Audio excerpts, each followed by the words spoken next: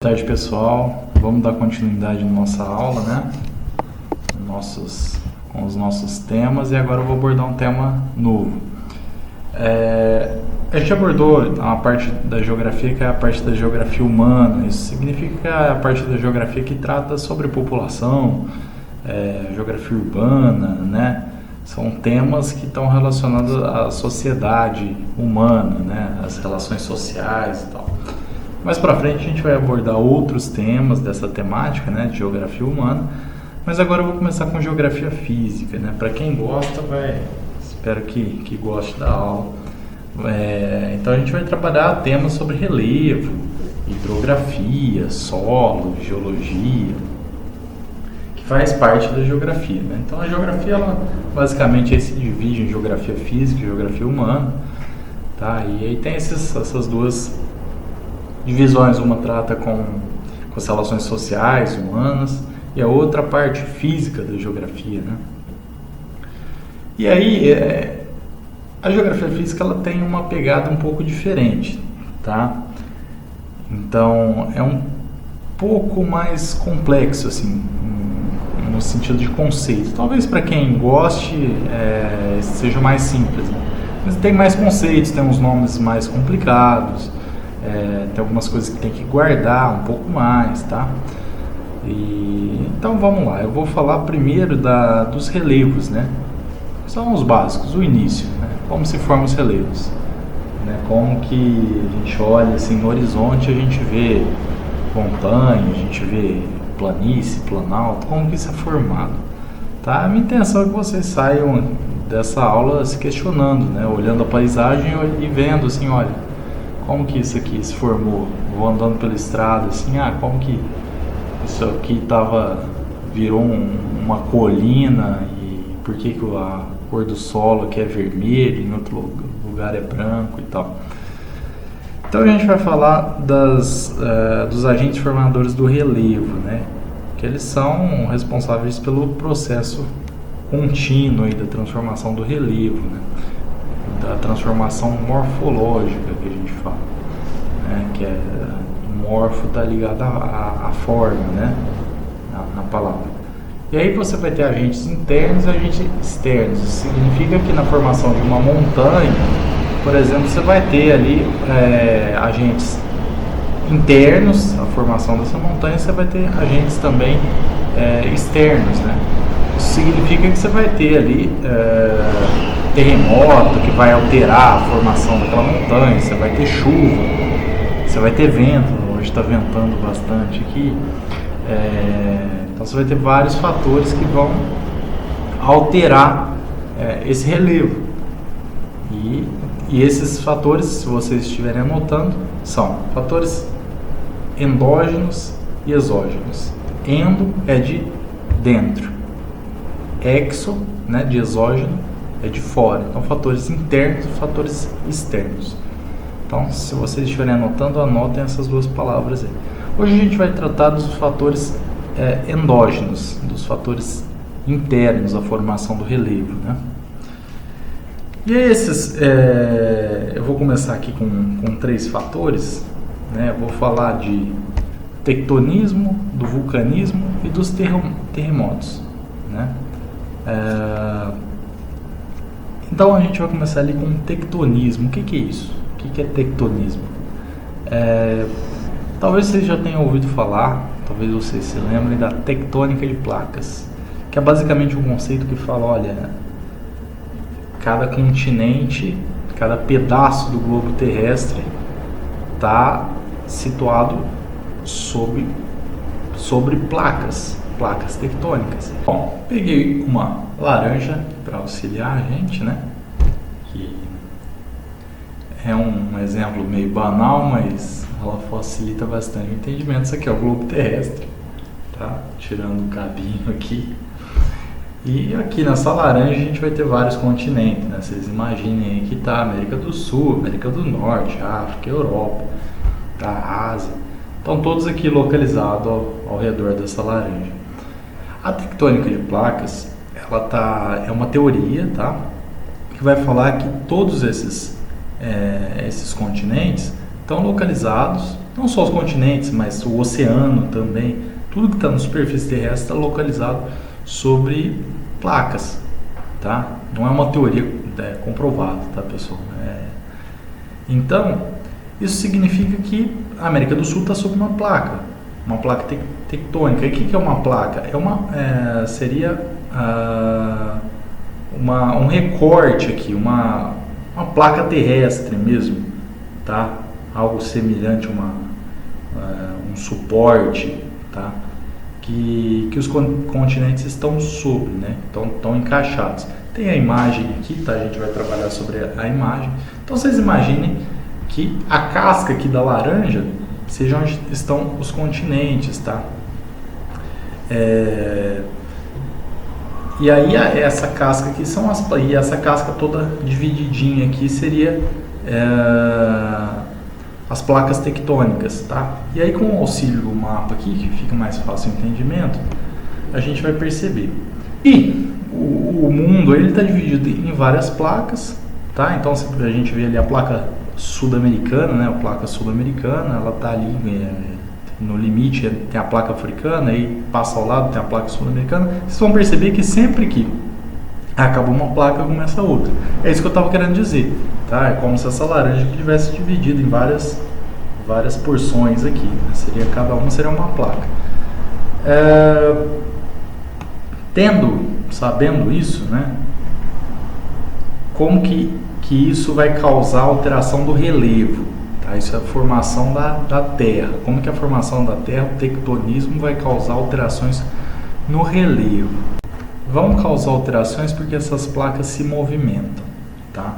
Então vocês têm que ter isso em mente. Essas placas se movimentam, tá, pessoal?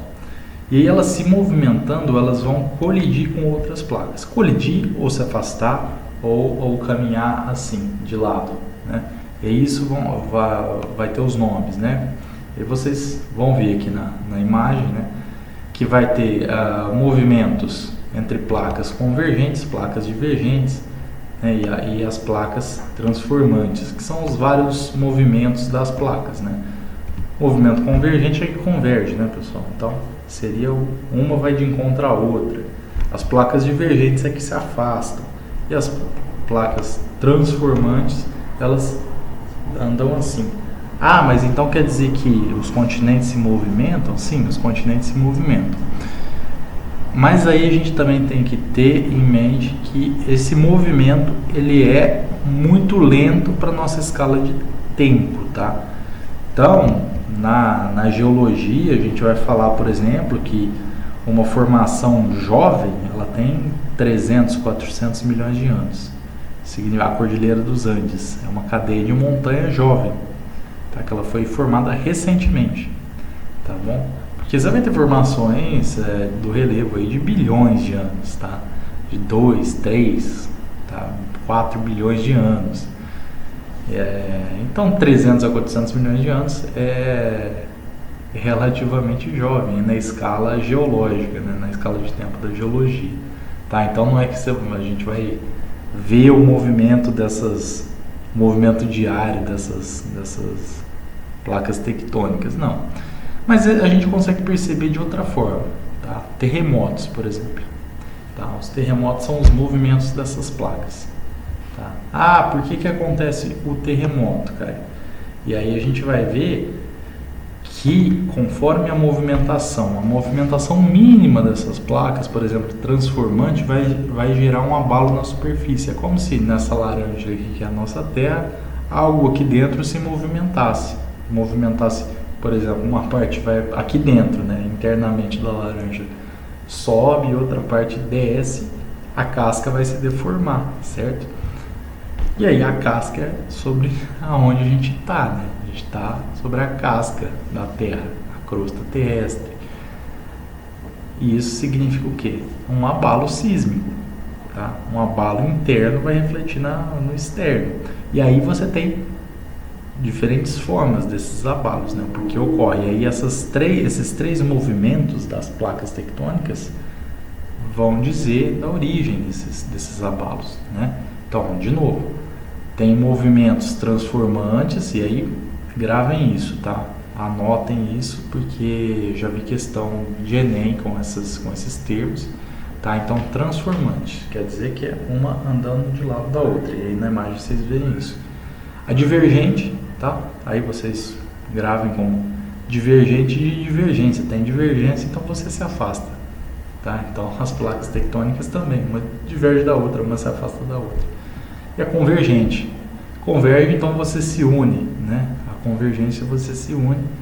Você vai de encontro a outra. E quando vai de encontro a outra, uma sobe sobre a outra, vai depender da formação rochosa daquele solo, que contém no solo. Mas vocês precisam saber que esse movimento convergente gera um movimento assim, tá? Uma placa tectônica, outra placa tectônica.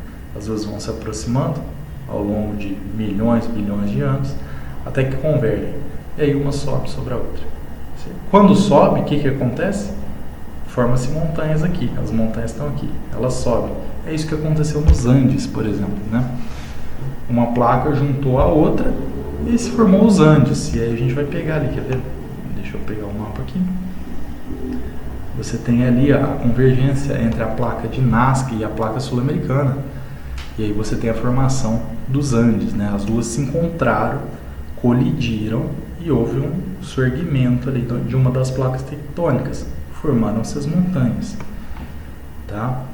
Então, o tectonismo impacta diretamente na formação do relevo, né? Do mundo, do Brasil, de qualquer lugar, certo? Bom, deixa eu ver aqui se eu falei tudo. Tectonismo, a gente está falando ali das placas tectônicas, tá? A diferença. O terremoto, ele já é um outro elemento, eles distinguem esses dois elementos, porque um tá falando das placas tectônicas e os movimentos que elas têm, tá? E porque não necessariamente o movimento das placas tectônicas vão causar terremotos, tá? Causam também, tá? O tectonismo, ele causa o movimento natural dos continentes, da massa terrestre, tá? E marinha também. Então, sabido, é bem conhecido aí, se ouve falar sempre que o Brasil está se afastando da África 2 centímetros por ano, não sei exato, mas é porque tem um movimento, tá, dessa placa terrestre. Com esse movimento, coisas vão sendo alteradas, tá? Então você também tem o chifre da África, a gente vai ver aqui mais à frente. Bom, vou pôr aqui o mapa já. Você tem uma falha. Aí o mapa da África, né?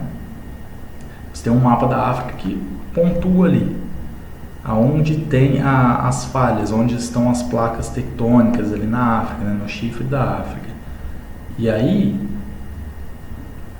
tem a foto de cima, que tem uma erosão, uma rachadura gigantesca ali, uma região do Quênia. Isso está acontecendo por quê?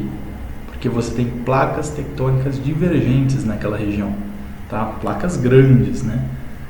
E isso significa o quê? Que essa parte aí do chifre da África, vocês veem um chifre, vai se separar da África. Mas vai ser o que daqui 10 anos? Não, vai ser daqui milhões de anos vai ocorrer uma separação, né?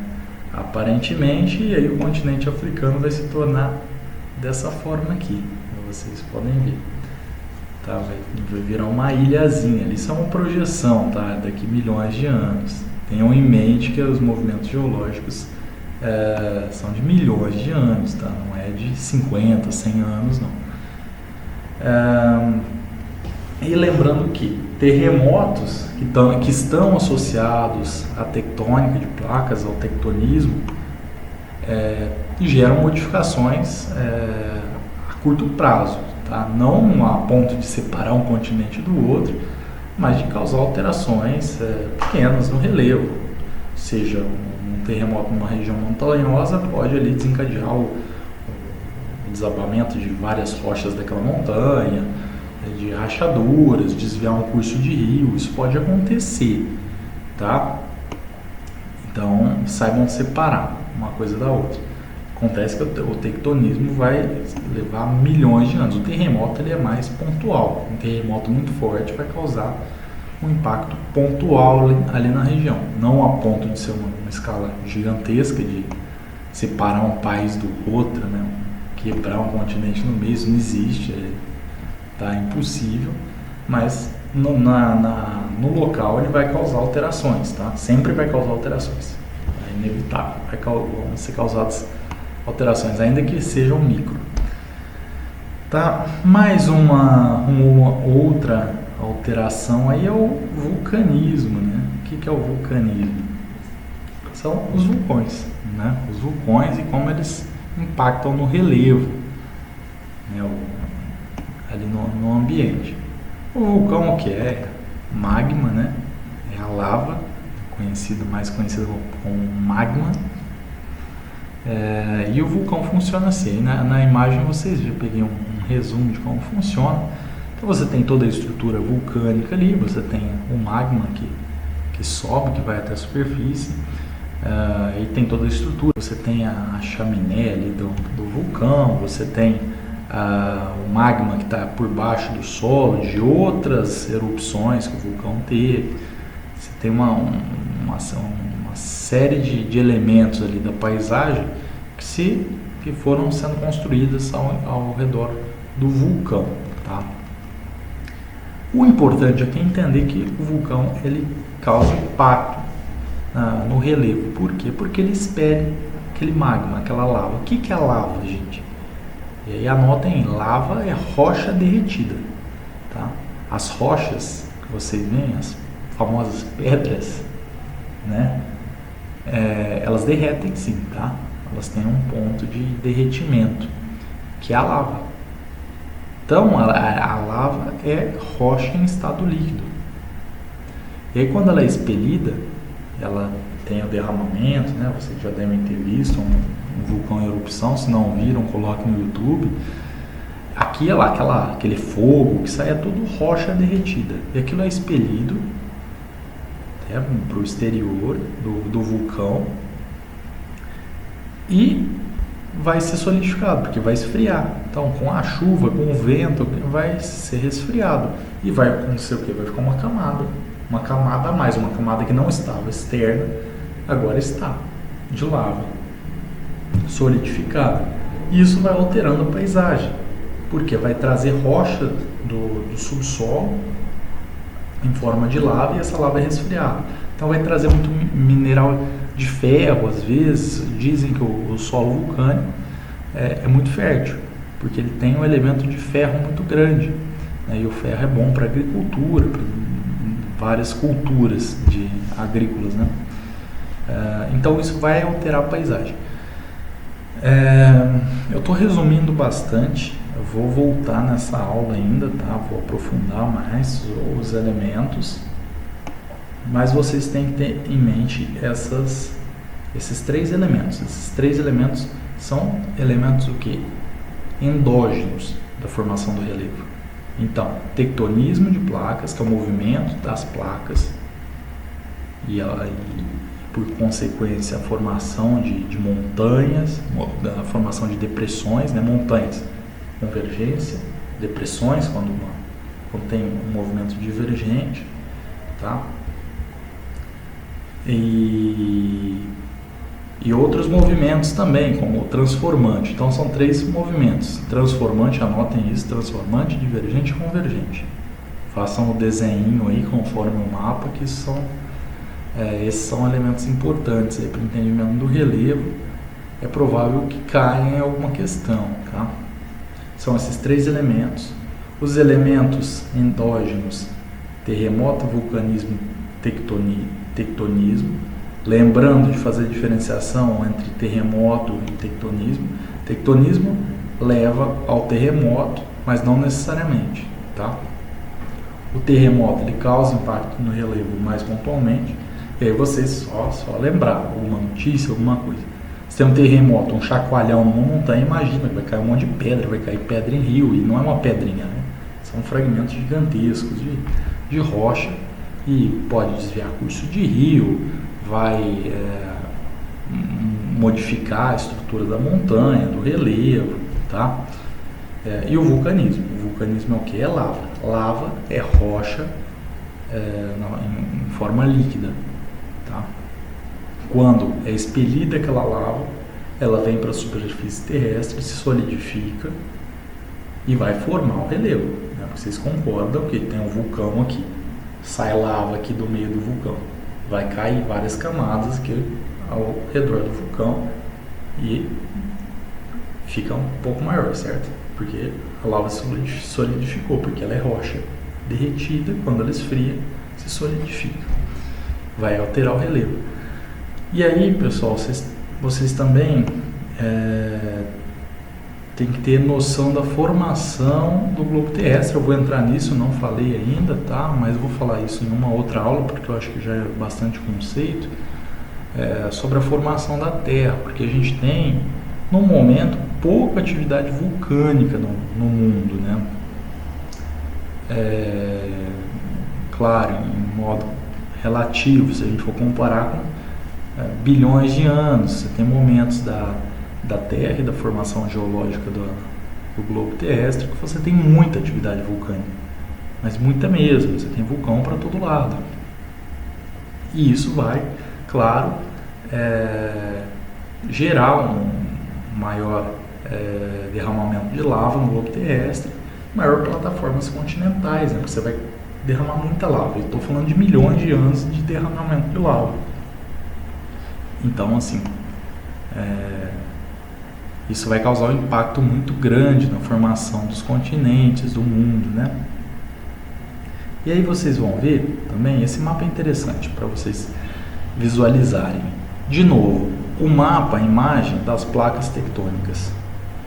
E aí a gente vai visualizar ali, né? Como eu já disse, cada continente está numa placa tectônica, tá?